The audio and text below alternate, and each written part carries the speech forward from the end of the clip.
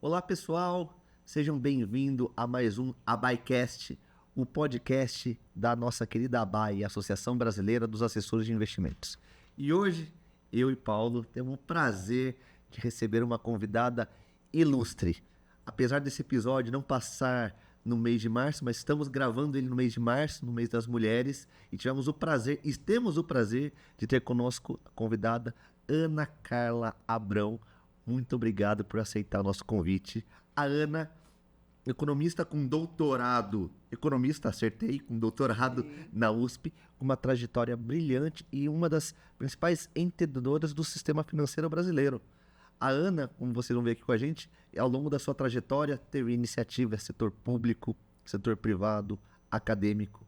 Tivemos o prazer de nos conhecer na época que ela estava ainda na B3, tocando projetos numa vice-presidência, e hoje o nosso tema com ela vai ser Open Finance, no qual hoje ela é uma das sumidades desse assunto, e nós, assessores de investimentos, temos muito interesse de saber como está a agenda do Open Finance no Brasil. Então, Ana, seja muito bem-vinda, obrigado por aceitar o nosso convite nesse podcast. Obrigada, Diego, obrigada, Paulo, prazer estar aqui desde o início, desde que vocês estrearam, né? Eu já estava aqui dizendo que queria estar para falar de Open Finance, para a gente trocar e falar um pouco, né, de mercado financeiro. Então, é um prazer estar aqui com vocês, com os assessores de investimento que estão nos assistindo. E vamos lá, vamos bater bola. Obrigado. Brinquei com o Paulo antes de passar a bola, Paulo, que a gente precisava treinar um pouco, eu e ele aqui, porque com uma convidada como você, a gente já não podia ser nos primeiros, a gente já tinha um pouquinho de traquejo para aprender a falar nesse podcast, né, Paulinho? Fiquei com medo, presidente, você falar o currículo dela inteiro, tá? Fiquei, graças a Deus, você não falou. Não ia dar tempo no podcast. Não, nada com a idade, né, gente? A pessoa está com 57 anos, o currículo é longo, né? É isso. Mas, Ana, um prazer tê-la aqui conosco. E, para começar, o que te motivou a transitar entre o setor público, acadêmico, né, e o mercado financeiro? Bom, Paulo, eu acho que muito, né, foram oportunidades que, felizmente, foram aparecendo na minha carreira, na minha vida pessoal e profissional. Desde o início, né, a minha vida profissional começou em banco. Como você sabe, meu pai tinha um banco lá em Goiás, e eu tive a oportunidade de começar a minha carreira já nesse mundo. Sempre tive fascínio pelo setor bancário, principalmente crédito. Sempre, né, vi a história da intermediação financeira como uma história de viabilização de consumo, bem-estar, investimento. E foi aí que eu decidi, inclusive, ser economista. Então, a minha carreira começa muito em função das minhas preferências pessoais e do que eu vivi já na minha adolescência, e fiz ali a escolha por economia. A partir daí, as oportunidades foram surgindo. O banco do meu pai quebrou no pós-real, com vários pequenos bancos, né, que não resistiram, não se adaptaram ali ao mundo de crédito, principalmente. A gente sai do float inflacionário, que era a grande receita dos bancos, até a inflação, até o plano real, e entra num mundo de crédito que é um mundo muito, muito mais auspicioso, muito mais complexo, exige, né, uma tecnologia que foi sendo desenvolvida pelos bancos no Brasil ao longo do tempo. E com a quebra do banco, eu voltei para a academia, voltei para terminar o meu mestrado e fazer meu doutorado já na área também de economia bancária. Fui para o Banco Central por também uma vontade de terminar minha tese com dados que só o Banco Central tinha. Abri um concurso no momento certo e tive a honra de fazer parte dos quadros dessa instituição, que é, sem dúvida nenhuma, uma instituição de excelência que o Brasil tem. A gestão do Henrique Meirelles, né? Foi o final ali da gestão Armínio, início do Henrique Meirelles, exatamente. Eu já entrei, eu passei no concurso, ainda era Armínio, mas eu tomei posse já com o Henrique Meirelles, no Departamento de Pesquisa de Economia Bancária. Foi onde eu fiz minha carreira dentro do Banco Central. Depois voltei para o setor privado, tendência consultoria. Foi o único momento que eu fui uma macroeconomista. Daí fui para o Itaú. E no Itaú eu fiz uma carreira na área de riscos, de controle de riscos de crédito. De novo, né? Sempre, né? Girando em torno ali de crédito, dados, informação, que foi sempre a minha paixão.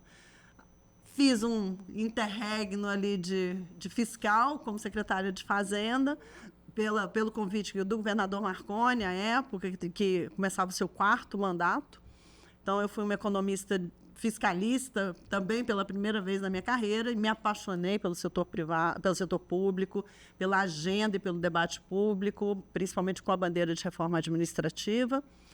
Aí voltei para São Paulo, consultoria de finanças e risco e setor público, B3, infraestrutura de mercado, mas olhando para dados, informação e o poder da informação para melhorar a eficiência do mercado financeiro em particular. E agora Open Finance. Então, eu digo sempre que assim, Open Finance é como se, lá atrás, quando eu comecei minha carreira, se eu dissesse o que eu preciso fazer para estar no Open Finance em 2026, eu não teria desenhado tão bem essa trajetória. Porque hoje o Open Finance é uma síntese de tudo que eu fiz na minha vida: crédito, informação, dados, infraestrutura de mercado e eficiência do setor financeiro. Uma história, assim, maravilhosa, que quem nos assiste, o assessor de investimento ou assessora que assiste, percebe que a trajetória é sempre estudar e galgar posições, independente de onde você estiver indo. Ana, antes de a gente entrar... E agarrar oportunidades. Exato. Eu acho que tem muito disso também, sabe, Diego? Porque oportunidades surgiram, não tão óbvias no primeiro momento, mas que agora, Exposure, eu olho para trás, falo isso tudo, e setor público e privado...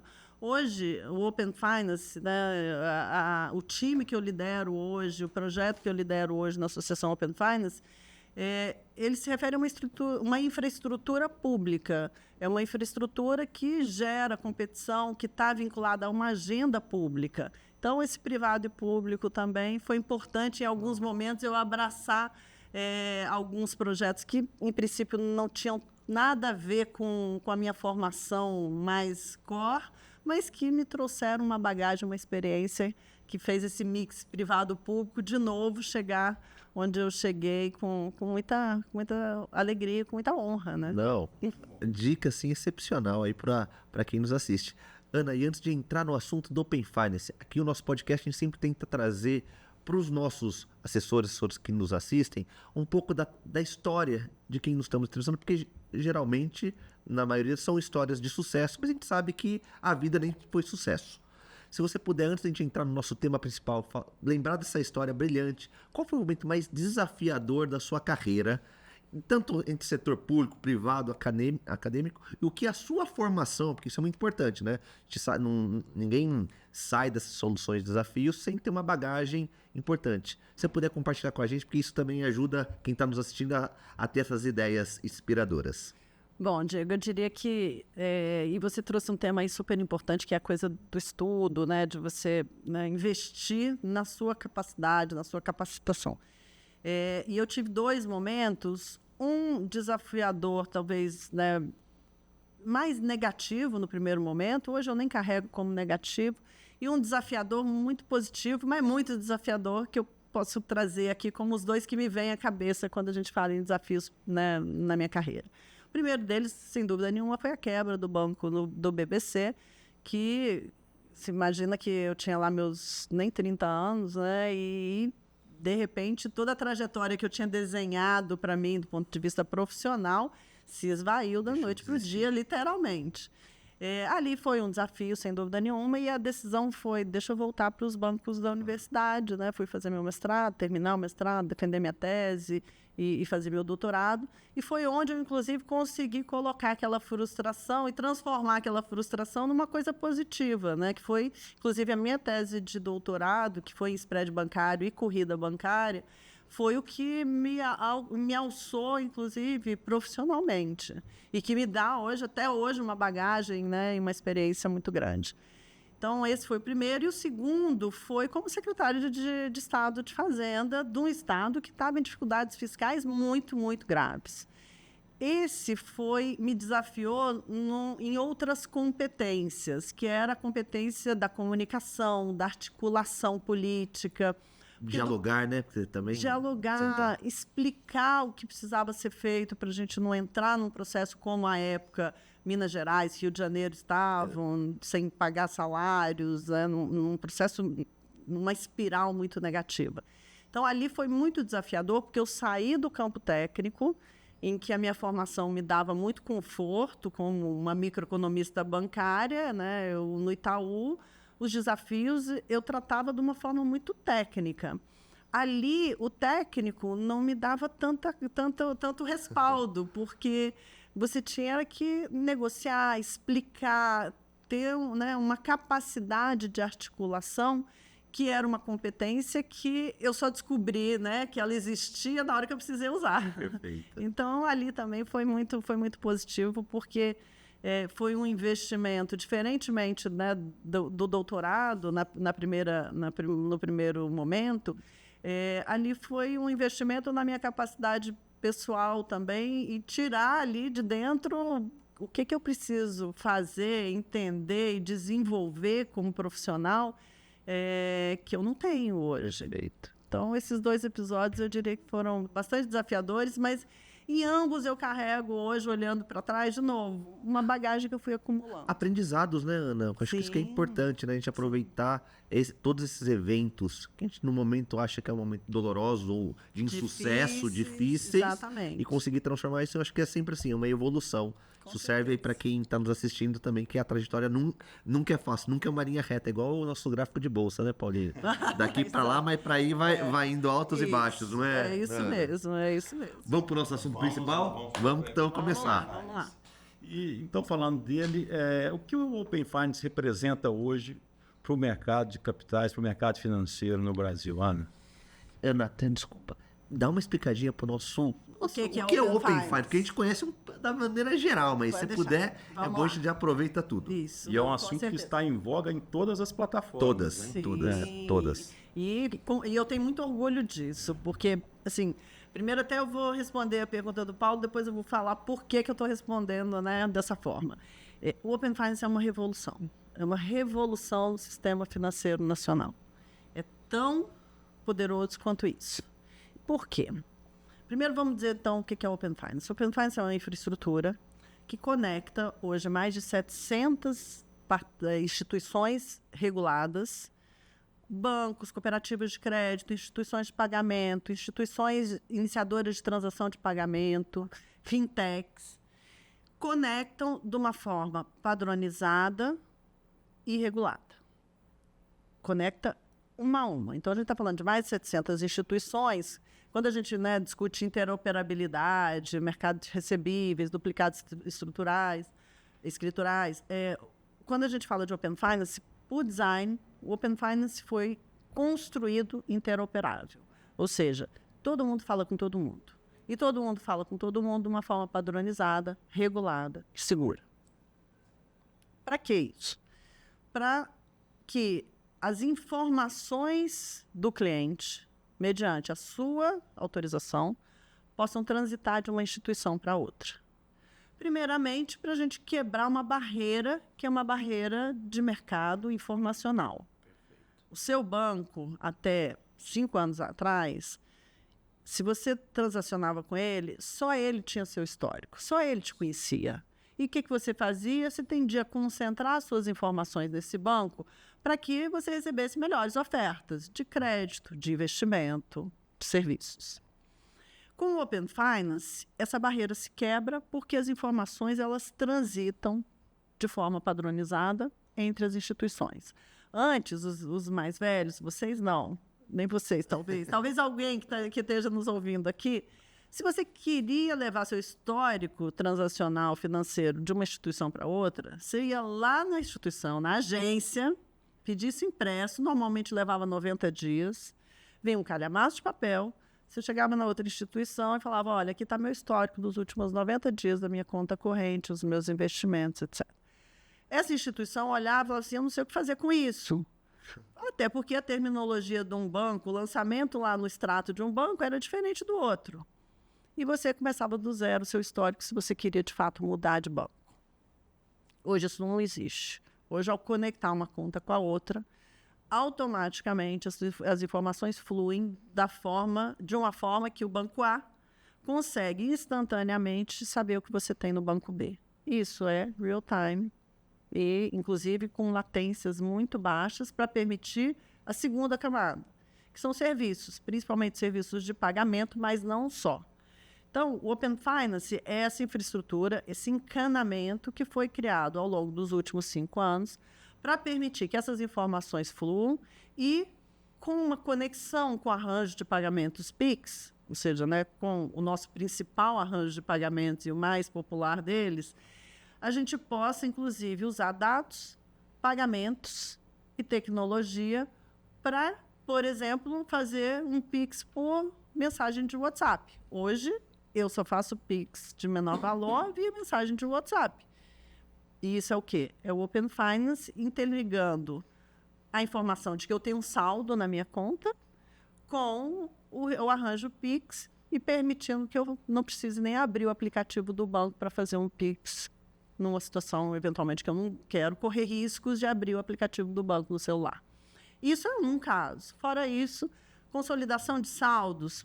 E muita gente usa o Open Finance sem saber que está usando o Open Finance. Na hora que você entra no seu aplicativo de banco, você deu autorização para conectar suas diversas contas e lá tem a consolidação de todos os seus saldos em todas as suas contas correntes, isso está acontecendo nos trilhos do Open Finance. E aí você pode, inclusive, derivar disso uma situação em que um banco vira para você e diz: você tem uma conta para pagar nesse banco, você não tem saldo nele, quer que eu tire saldo de outra conta e provisione sua conta para pagar seu banco para pagar essa conta, para você não entrar no cheque especial? Isso é Open Finance. E chegando, né, no mundo de vocês, né, no mundo do investimento, da assessoria de investimento que vocês fazem, você consegue entender o que seu cliente tem em outra instituição e oferecer um produto mais adequado, um produto mais rentável e saber, inclusive, o que não era possível antes, tudo que ele tem em outros lugares. Porque hoje ninguém concentra, e vocês com certeza sabem disso se vocês estão no Open Finance, que hoje ninguém concentra os seus investimentos ou as suas relações financeiras numa única instituição. As pessoas têm plataformas de investimento, têm contas correntes, têm cartão de crédito, têm carteiras digitais, e o que permite que, pelo lado do consumidor, isso tudo seja gerenciável é o Open Finance, porque conecta tudo isso e permite que ele gerencie todas essas relações de uma forma muito mais conveniente. E vocês, instituições financeiras, assessores de investimento, que vocês olhem para o mercado, para o seu cliente no mercado e entendam quem é ele como um todo, e não só no seu pedaço, no pedaço que você está enxergando. Não, é excelente. Acho que a gente pode tirar aqui várias conclusões, né? Hoje o assessor de investimentos, o Open Finance, ele, por mais que ele não concentre o share of wallet todo do seu cliente, mas é importante ele saber o que ele tem na outra instituição, até para fazer uma gestão de risco. Poxa, não indicar o mesmo produto, estamos na moda agora dos bancos quebrar e usar o FGC. Uma das maneiras que eu falo, uma moda ruim, né? Como assessor, falo pro meu cliente: olha, não sei se você tem tudo comigo, mas habilita o Open Finance até na hora que eu for te indicar um CDB do banco A, para eu saber se você não tem esse banco investido no seu outro, para a garantia estar igual. Então, essa gestão de risco hoje é muito mais fácil, porque antigamente o banco ele detinha o cliente não por um bom serviço, por conta de que ele carregava esse histórico, né? Eu lembro que meu avô falava assim: filho, nunca feche a conta. Ele abriu para mim na época, antes do Banco Real. Mantenha essa conta porque você tem o seu histórico. Isso fica na cabeça. Isso, porque exatamente, Diego. E eu tô te fazendo essa pergunta porque o que eu queria saber não é tanto no mundo do assessor de investimento, mas é uma das pautas do Open Finance, é a questão desse score de crédito. Isso ajuda o brasileiro a habilitar? Ou ele tem medo? Não, eu tô negativo no banco B, isso me prejudica ou não? E mais uma pergunta. Vimos tantas, agora, questões de segurança cibernética. Tem medo, tem um risco para o cliente quando ele faz o Open Finance dele: poxa, eu habilitei 4, 5. Aumentou a exposição de risco, ele é uma fraude, alguma coisa, ou não? Não. Porque são perguntas que sempre a gente tem, não cai no nosso mundo de assessoria, mas a gente tem que responder para o nosso cliente. Sim, porque e nós fizemos pesquisas lá na Open Finance que mostram isso, que ainda existe, primeiro, um desconhecimento em relação ao Open Finance. Segundo, um receio. Para onde meus dados vão? O que vai acontecer? Será que na hora que eu compartilhar, meus dados não vão vazar por aí e não vão ser utilizados para alguma coisa que não é o que eu quero? Porque nos pergunta, desculpa te cortando, mas hoje eu e o Paulo e todos os assessores, nós temos como as plataformas nos pedem para trabalhar muito Open Finance, habilitar. E essa para mim, eu como assessor, é a principal dúvida. O risco da informação ser vazada e eles terem os seus dados comprometidos. Vamos começar por aí, então. Segurança. O Open Finance, e aí eu vou fazer uma comparação com o primo famoso, que é o Pix, né? A gente brinca que o primo famoso do Open Finance é o Pix, até porque tem um nome muito mais legal, né? É verdade. É tipo assim, Paulinha, Ana Carla. Paulinha é muito mais legal, não é? Mas vamos lá. O Pix, o Open Finance é muito diferente do Pix. Primeiro, o Open Finance tem várias camadas de segurança e ele está vinculado à sua autorização e à sua autenticação. Ele foi construído pelo mercado. O Open Finance, embora seja uma agenda de Estado, uma agenda de governo, uma agenda do Banco Central, é um projeto que foi, desde o início, gestado e empurrado e viabilizado pelo Banco Central. Ele foi construído de uma forma muito colaborativa. E contou, e aqui é muito importante que a gente diga, porque o Open Finance ele é um sucesso pelo conjunto de peças também que fizeram parte dessa construção. E um dos pontos importantes é que os bancos grandes, tradicionais e que já viram de tanta coisa nesse país, contribuíram, inclusive, com o desenho de segurança do Open Finance. Assim como a gente tem, né, uma agenda de inovação que fintechs e neobanks e bancos digitais também contribuíram para o que a gente hoje é no Open Finance, os bancos grandes também contribuíram com uma agenda de segurança, com essa experiência que eles carregam. Então, isso fez com que... E essa é a beleza do Open Finance, porque ele é muito diverso, embora tenha conflitos, é claro, todos eles legítimos. Tem as grandes instituições que investiram um século em guardar informação dos seus clientes, de repente tiveram que abrir essas informações e mais, ainda financiar a infraestrutura. E foram obrigados a fazê-lo por regulação. Por outro lado, a gente tem lá, né, as fintechs, muitas vezes empresas pequenas, instituições de pagamento, que trouxeram para dentro desse ecossistema uma série de inovações e querem sempre acelerar o processo. Então, e de forma legítima também. Então, o Open Finance tem essa combinação de conflitos legítimos, mas, ao mesmo tempo, experiências do ponto de vista de segurança, do ponto de vista de sistema financeiro e funcionamento dele e inovação, que o tornam um ecossistema muito rico. E quando a gente fala de segurança, existem várias camadas. A primeira delas é regulatória. O Banco Central definiu o perímetro do Open Finance no Brasil como perímetro de instituições reguladas. Okay. Só instituições reguladas e autorizadas pelo Banco Central fazem parte do ecossistema Open Finance. Perfeito. Segundo, essas instituições, além de, né, terem uma licença específica para entrar no Open Finance, elas têm que adotar critérios e requisitos de segurança, inclusive cibernética, que são bastante elevados. E também de capital mínimo para fazer frente, eventualmente, a incidentes que podem eventualmente incorrer. Então, essa é uma outra camada de segurança. O Banco Central botou a régua, inclusive subiu a régua agora em novembro, ainda mais. Exato. Terceiro, essas instituições, elas falam uma com a outra. Não existe um lugar, um depositório, um repositório, onde, quando eu dou autorização para o Banco A informar o Banco B do meu histórico, isso não vai para um lugar e fica lá depositado para todo mundo consultar. Isso vai para o Banco B que eu autorizei. Então, é ponta a ponta. É uma infraestrutura, é uma rede distribuída. Não existe um banco central de dados que poderia, eventualmente, estar muito mais propenso a um ataque porque está ali depositado uma quantidade enorme de informação de várias pessoas. Isso não existe. É ponta a ponta. A API vai e volta entre uma e outra instituição. Ok. Além disso, tem uma outra camada de segurança, é que o cliente se autentica nas duas pontas. Quando eu entro no meu banco A e digo, eu quero que você vá buscar as informações que eu tenho no banco B, ele me redireciona, eu primeiro autentico no banco A, ele me redireciona para o banco B, que vai me pedir também que eu me autentique para ele confirmar que eu sou eu no ambiente dele. Aí sim acontece a conexão.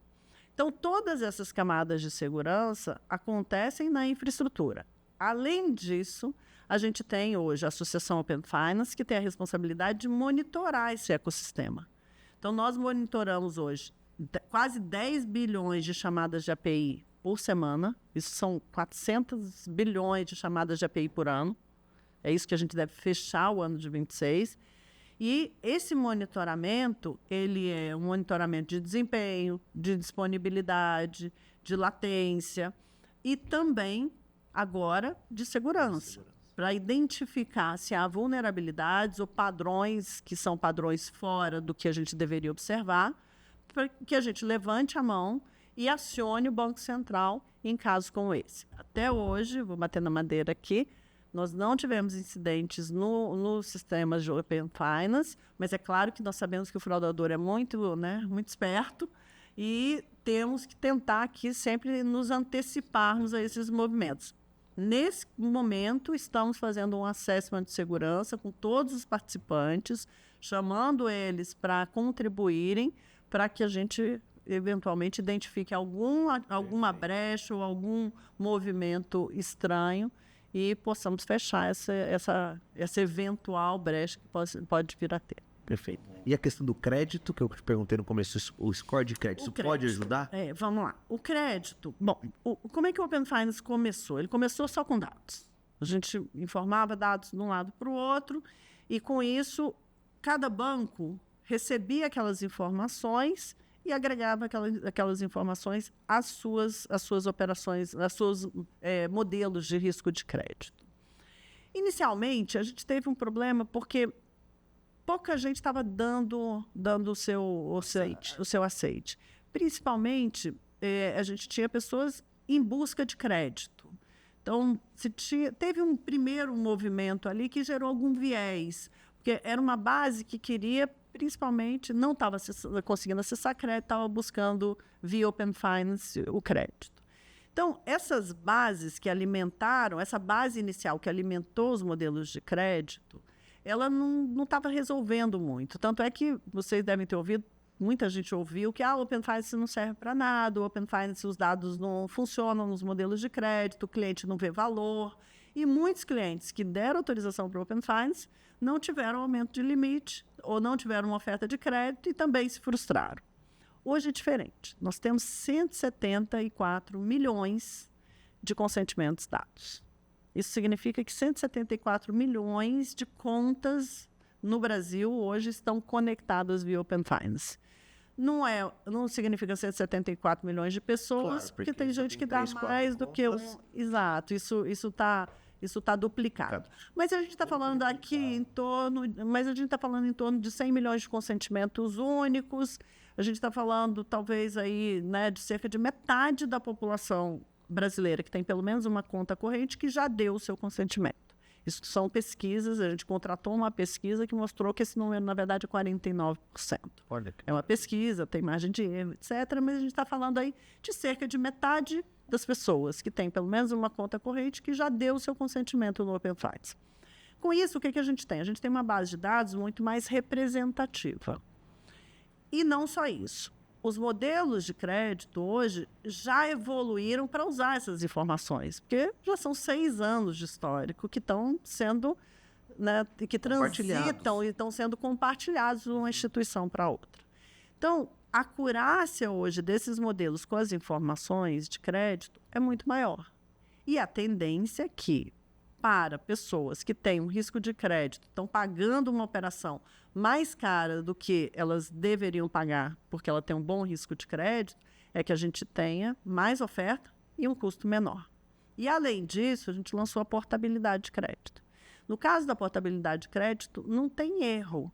Se você dá o seu consentimento, você tem uma operação de crédito vigente e tem uma outra instituição que te avalia melhor do que aquela que você já tem, ela vai te ofertar, ela tem que te ofertar uma operação mais barata. Perfeito. E aí não tem erro, Diego, porque você já tomou seu crédito, você tem lá uma operação de crédito sem garantia, um CDC na instituição A. Você conecta a Caixa, e eu posso falar aqui porque a Caixa hoje é a única instituição que já está pronta para fazer a portabilidade de crédito. Você pode habilitar o seu Open Finance na Caixa, a Caixa vai poder olhar o seu risco de crédito com base nas suas informações de Open Finance e ela pode te ofertar, sim, um crédito mais barato. E isso, claro, a ideia é que isso dissemine para todas as instituições e permita, inclusive, que a gente, ao final, né, do ano, que é quando a gente vai fazer a medição do impacto da portabilidade, a gente tenha o tão esperado queda do nosso spread bancário, ainda mais se também tivermos, né, um ciclo monetário mais favorável, se a guerra permitir.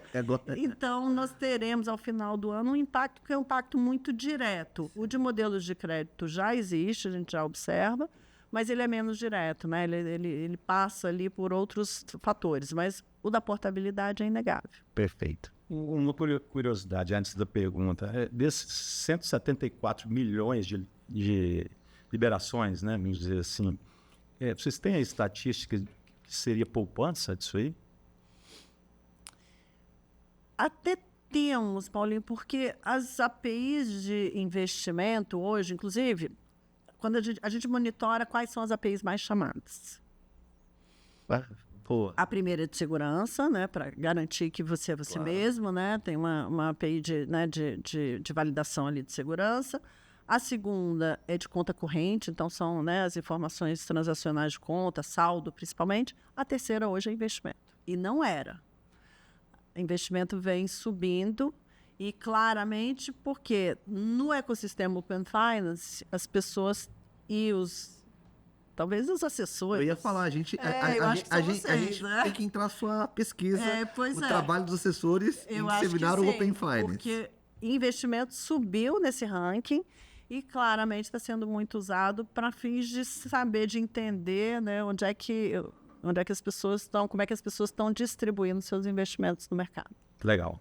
E falando para o assessor que está começando agora, que é novidade falar de Open Finance, você já deu algumas dicas aí, mas como você acha que o Open Finance muda o papel do assessor aí no mercado financeiro? E mais do que isso, com dados, como o assessor pode ser, nós acreditamos que o assessor pode ser mais consultivo, né, com esses dados. Sim. Então, como isso pode agregar para um diferencial ao nosso assessor que está nos assistindo e começando agora no mercado? Bom, acho que o primeiro ponto é o que a gente já falou aqui, que é você conseguir ver seu cliente como um todo. Cada vez mais esse cliente está fragmentado. É claro que, né, o papel do assessor é querer que ele esteja ali, né, sob, né, que ele tenha visibilidade de tudo que o cliente tem, porque, afinal de contas, é a forma de você fazer a melhor assessoria possível. Porque se você vê um pedaço do seu cliente, você pode estar fazendo uma assessoria que o próprio cliente não está vendo valor. Perfeito. E nem é por culpa do assessor, é por culpa dele não ter a informação suficiente para fazer a melhor assessoria.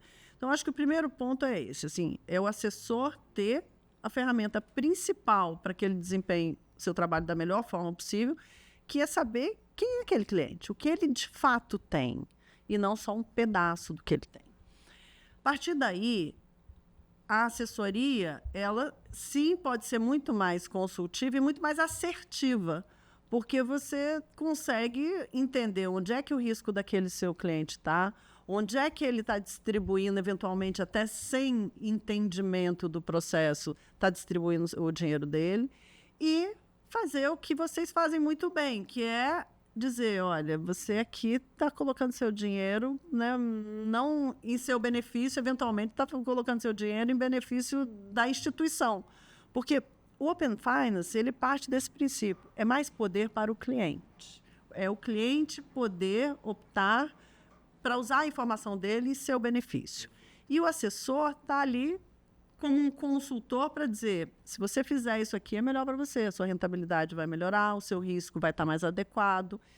E, tendo todo à sua disposição, você desempenha o seu trabalho de uma forma muito melhor, muito mais assertiva. A sua consultoria, a sua assessoria vai ser muito mais valorizada, inclusive pelo cliente, porque ele vai entender que você está fazendo uso das informações dele para que ele tome as melhores decisões para ele. Em benefício dele, né?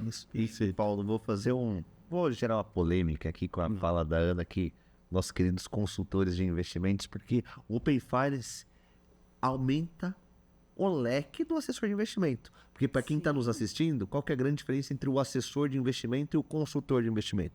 O assessor ele é aquele que assessora e dá consultoria para o cliente dentro de uma única plataforma no qual ele é o preposto. Então, Paulo na XP, eu no BTG, os assessores Safra, Genial, Edbank, enfim, todas as plataformas do Brasil que hoje trabalham com modelo de assessoria.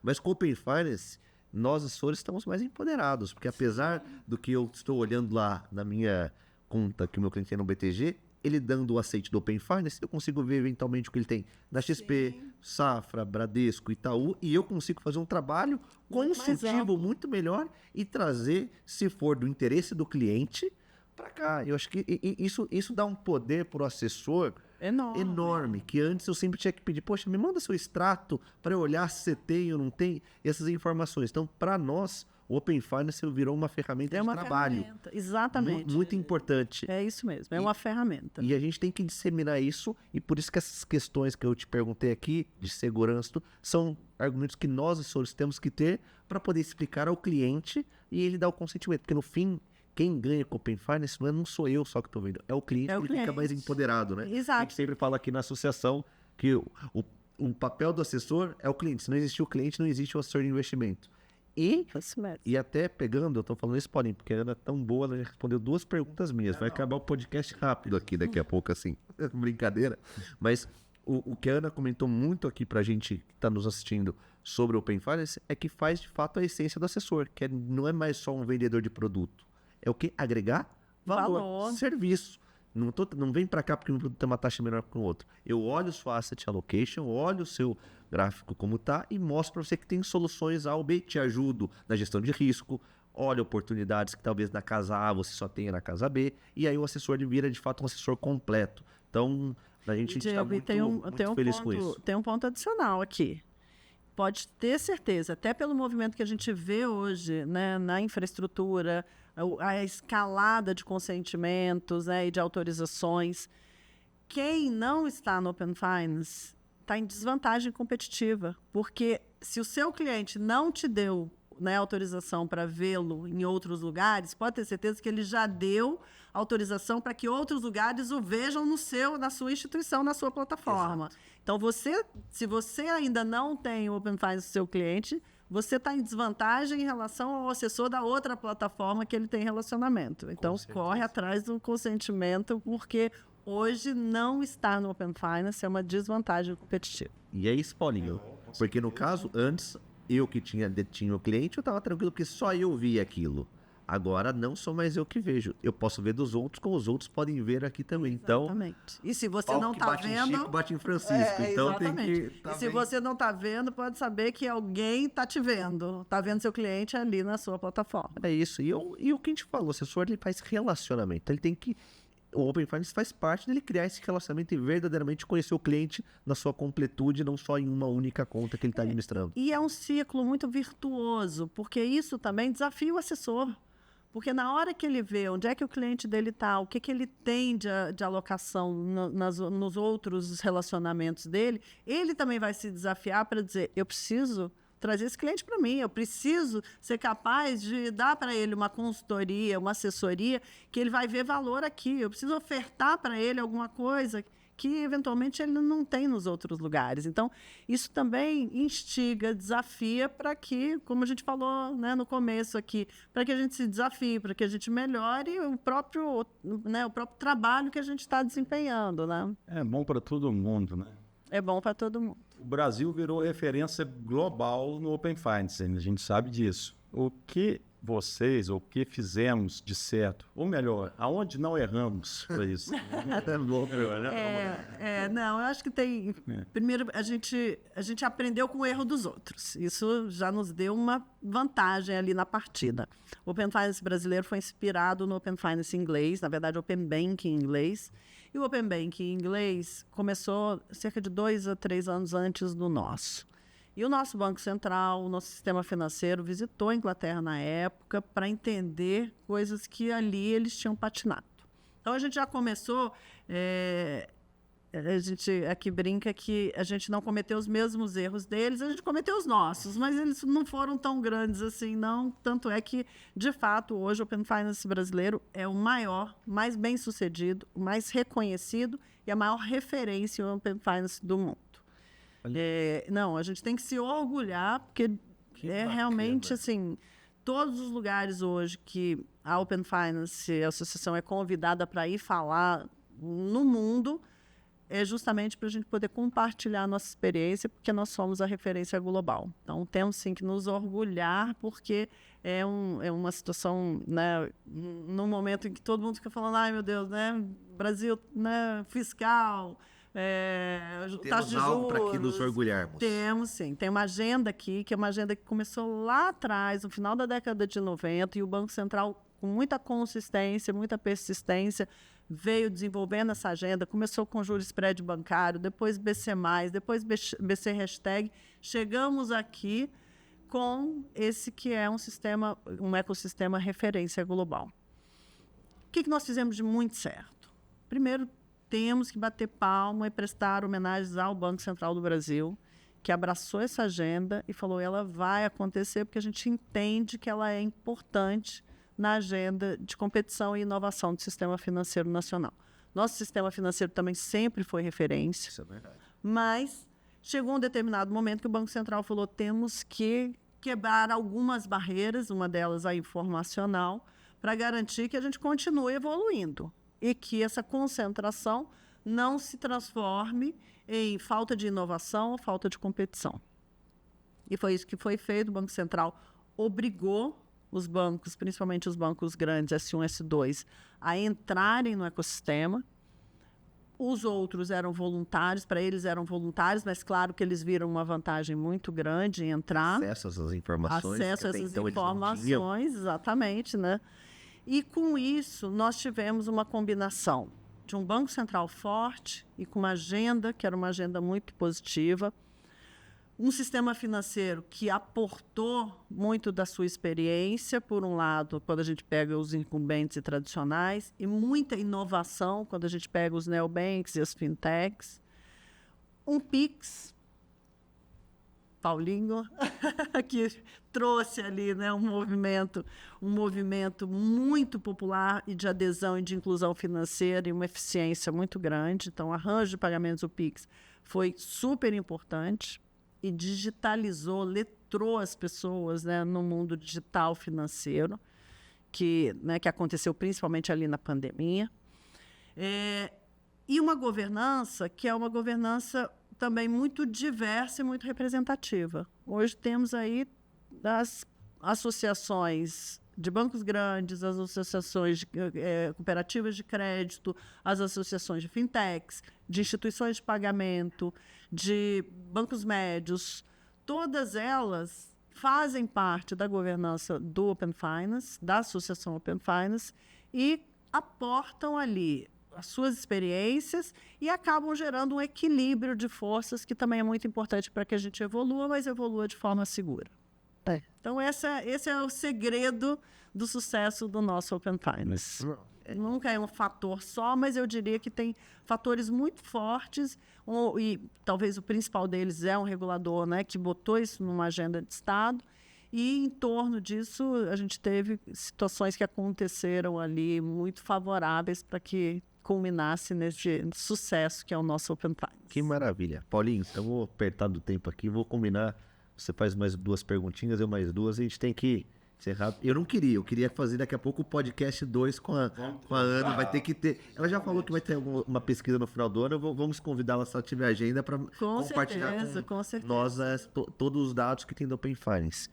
Certeza. Ana, aproveitando, você comentou muito do enaltecer o nosso Banco Central, mas a gente entende hoje no Brasil também tem questão da iniciativa privada dos bancos. Começou sendo puxado pelo Banco Central essa agenda. Sim. E hoje, o setor privado, os bancos, eles já entenderam a importância e eles também estão sendo motriz nisso? Ou ainda é o nosso Banco Central que tem que levar? Totalmente, Diego. Assim, o Banco Central participa como ouvinte da governança da Associação Open Finance. A agenda de prioridades de novos produtos é a agenda regulatória, de prioridades regulatórias do Banco Central. Mas a operação hoje da Associação Open Finance, o monitoramento, a implementação, a governança, estão a cargo da Associação Open Finance e dessa associação privada e dessa governança privada que são as associações. Quando a gente olha, e o monitoramento é muito claro nisso, e a gente também pode fazer um podcast sobre monitoramento. Eu acho que vai ser necessário. Que é bem interessante, né? Hoje temos um monitoramento muito extenso e muito detalhado do ecossistema, mas claramente ele nos permite ver que as instituições financeiras tradicionais abraçaram o Open Finance. Hoje é uma agenda de negócio, ela foi uma agenda regulatória, foi sim uma agenda goela abaixo no começo. O Banco Central falou tem que fazer num cronograma que era um cronograma super ambicioso. Foi caro para os bancos. A gente achou que não iam respeitar o cronograma. E respeitaram, entregaram. E foi caro para as instituições, porque imagina que essas instituições elas foram compostas, né, por sistemas que foram fruto de fusões, aquisições, sistemas legados. Que não tinha interação, leitura um não falava do A com com o outro. Exatamente. Então, imagina que houve um investimento muito, muito, muito grande dessas instituições. Mas hoje, 6 anos depois, né, foi em maio de 2020 que a Resolução 1 foi publicada, estamos quase ali em 26, em maio de 26 fazemos 6 anos. Hoje é uma agenda de negócio. É uma agenda de negócio de todas as grandes instituições financeiras no Brasil.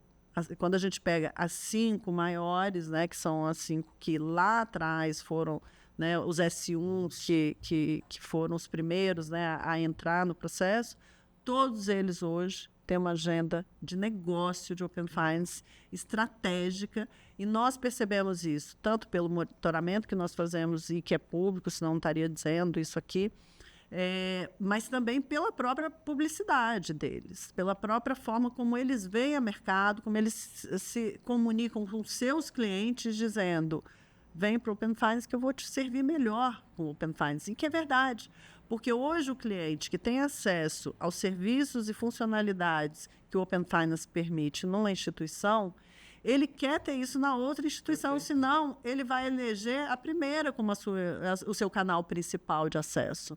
E isso gera, de novo, um círculo virtuoso, porque todo mundo... qualidade. Um efeito rede e mais inovação e, de novo, mais benefício para o cliente, mais poder para o cliente. Muito bom. Bom, ficou claro que o Brasil é referência, né? Já no sistema de Open Finance. Mas o que vem pela frente? Pensando para os próximos anos, você acha que o Brasil pode liderar esse movimento globalmente? Já é referência. Nós hoje somos o exemplo e temos, né, compartilhado a nossa experiência, Paulinho. Tanto é que a Inglaterra, que foi a pioneira, está redesenhando o seu Open Banking para se transformar num Open Data e está usando como referência o Brasil. Então, hoje nós já somos exemplo, nós já somos referência. Agora, quando a gente olha para frente, tem algumas coisas que já estão contratadas. Assim, por exemplo, eu tenho plena convicção que em pouco tempo, pouco mesmo, 200 milhões de brasileiros, ou todo brasileiro e brasileira que tem uma relação bancária ou financeira, estará no Open Finance. Nós já estamos caminhando para isso. Isso já está acontecendo.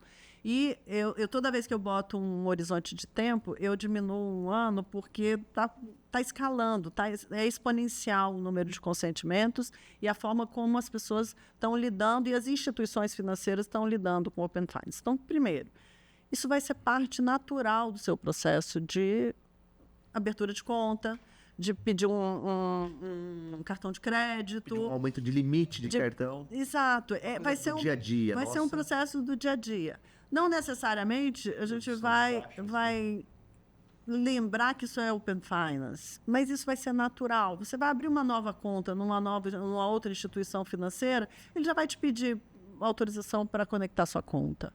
Então, assim, eu acho que isso está contratado. É parte da forma que, daqui para frente, cada consumidor de serviços financeiros vai lidar com as suas relações financeiras.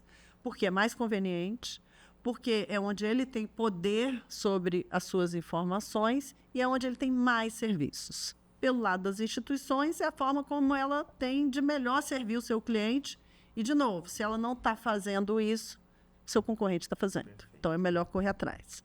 Então, eu não tenho nenhuma dúvida que o Open Finance é que nem energia elétrica. Tá Igual aí. o Pix. Ninguém sabe mais viver sem o Pix. Ninguém lembra como que era a vida antes do Pix. Exato. Open Finance vai ser isso. A gente está fazendo esse catch-up. E é como energia elétrica, é como internet. Assim, é a base. A partir dessa base, o céu é o limite. Por quê? Você tem informação, você tem 100% de conectividade, porque a interoperabilidade está lá. Você tem desempenho, você tem latência e você tem inteligência artificial em cima disso tudo. Então, você tem a plataforma, você tem informação e você tem desempenho dessa tecnologia, dessas APIs. Hoje, a rigor, a gente já poderia acordar de manhã e falar: bom dia, Alexa, ou bom dia, Siri, e ela falar para você assim: Diego, Paulinho, você tem uma conta vencendo, o seu cartão de crédito está vencendo no banco A e você está sem saldo. Quer que eu tire do banco B para não ficar ruim para você lá? E você dizer: sim, faz isso para mim. Ponto. Isso, do ponto de vista tecnológico, já é possível. Tem questões de segurança que a gente precisa resolver.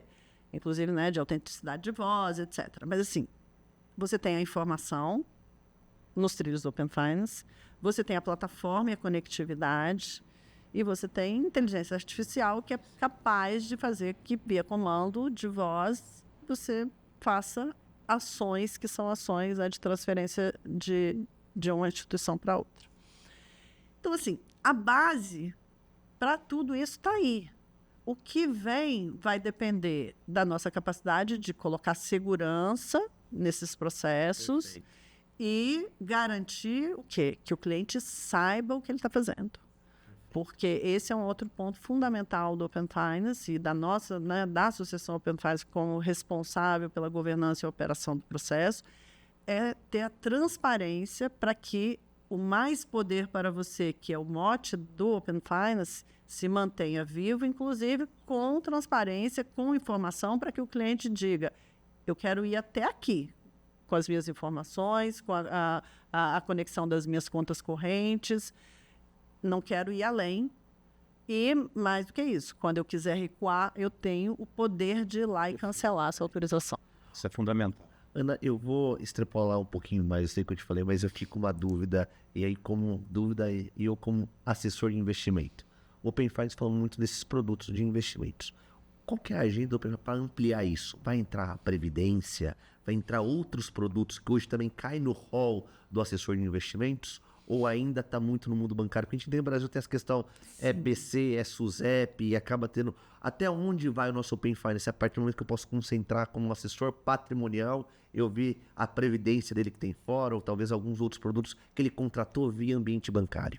Diego, aí depende dos nossos reguladores. O Open Finance no Brasil, ele tem o seu perímetro regulatório definido pelo Banco Central. Então, hoje... existe demanda por previdência, assim como no mundo do crédito existe demanda por fazer portabilidade daquele crédito ao trabalhador, que é o consignado privado. Existem várias demandas. Essas demandas, elas chegam para os reguladores.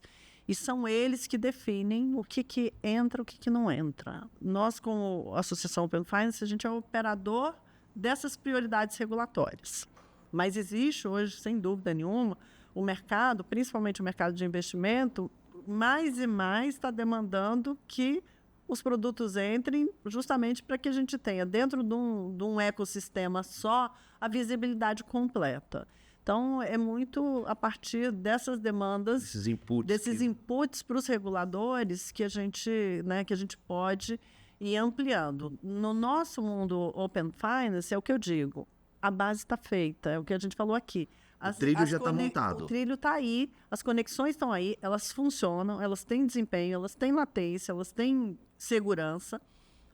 Colocar mais coisas depende apenas da gente ter o mandato para isso, que hoje a gente, como Associação Open Finance, a gente não tem.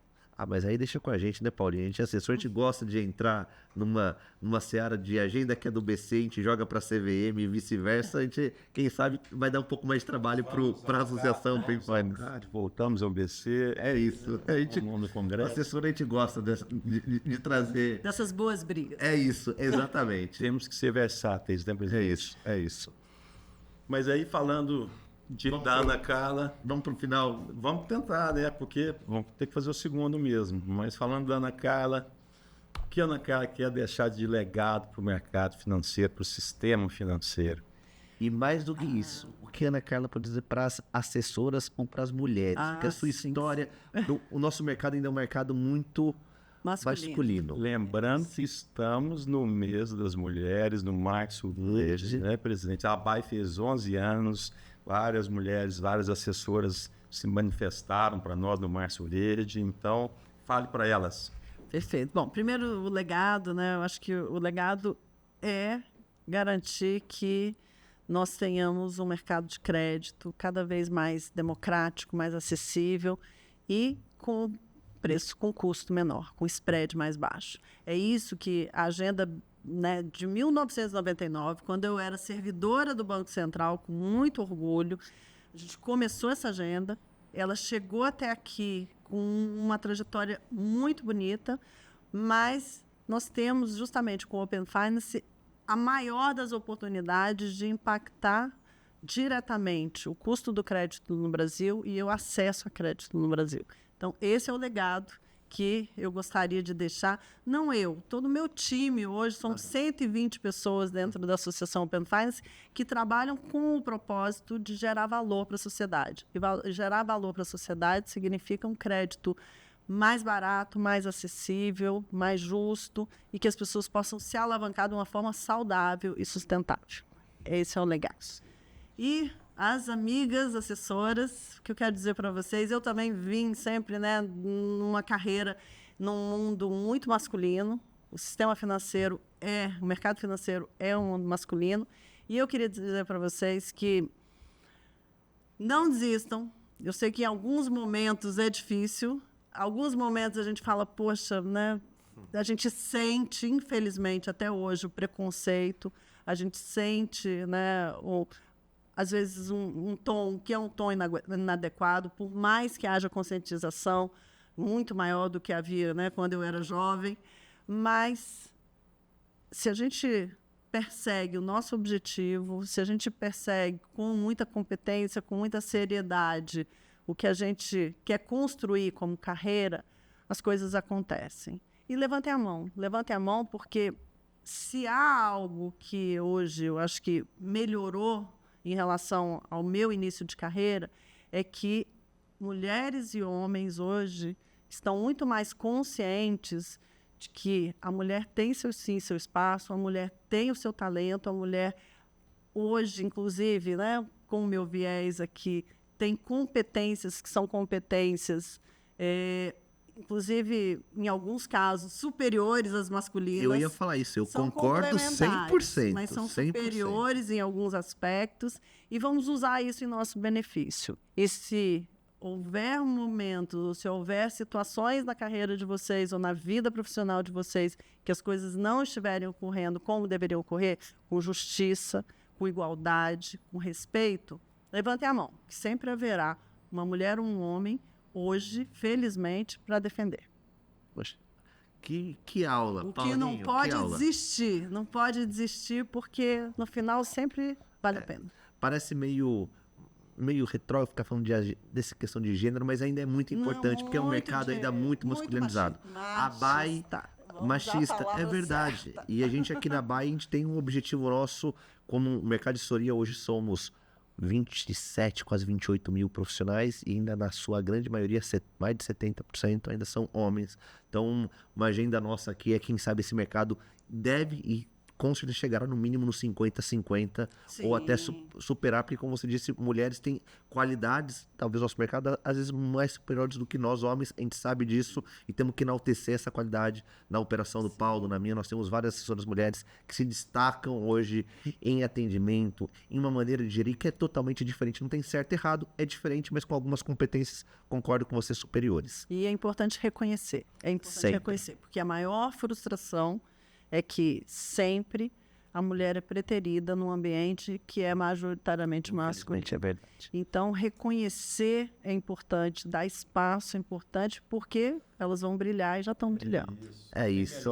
Precisa melhorar mais. A gente observa isso até no evento da ABAI, já passando para os nossos assessores, na imersão, né, do ISEG em Portugal. Graças a Deus e ao mercado, a adesão de mulheres tem sido cada vez maior, né? Teremos Vamos quase ter ali uns 50% de assessoras de assessoras junto à missão dos assessores. Maravilha. Lá na Associação Open Finance, a gente está com 46% de mulheres e na liderança, a nossa liderança é majoritariamente feminina. Muito bom. Por isso que conseguem extrapolar os prazos, assim.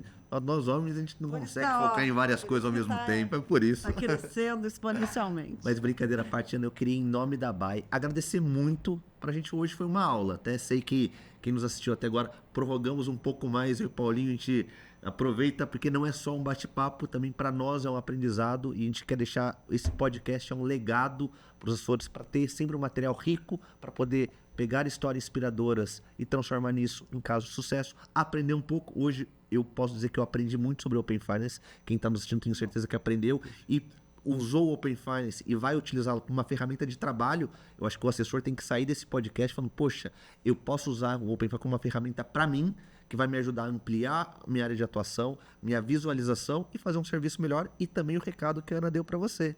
Se você não deu o consentimento, a outra instituição já conseguiu e ele está vendo o que você está fazendo ou operando com o seu cliente, então é muito importante. Obrigado, Ana, pela história Open Finance, para compartilhar um pouco da história do sistema financeiro brasileiro que faz parte. Começamos com o Banco do Papai e depois chegamos hoje até você liderar essa revolução no nosso mercado. Então, em nome da Bahia, eu te agradeço muito. Eu que agradeço a oportunidade de estar aqui com você, Diego, Paulo, com os assessores e assessoras que estão nos ouvindo hoje. E, claro, estou sempre à disposição, é uma oportunidade para falar dessa revolução, para falar do Open Finance, mas, acima de tudo, para compartilhar com vocês aí essa ferramenta de trabalho que pode ajudá-los a alavancar ainda mais e servir melhor ainda os seus clientes. Te agradeço também, foi um prazer. Poxa, me senti em casa aqui hoje. Foi um prazer te entrevistar aqui na ABAI. Tenho certeza que nossos ouvintes, nossos telespectadores adoraram. Poderíamos falar de muitas outras coisas aqui, planejamento financeiro, cidadania financeira. Vamos ter que marcar outro episódio. Com certeza. Mas eu queria te dizer uma coisa. O Brasil precisa de mais CEOs mulheres como você, Ana. Tá? Esse é o que eu queria deixar. Muito obrigada. E se você gostou, compartilhe, curtam e até o próximo episódio do ABAIcast. Obrigado, pessoal. Tchau, tchau. Obrigada. Saúde e sucesso. Mais sucesso. Obrigada.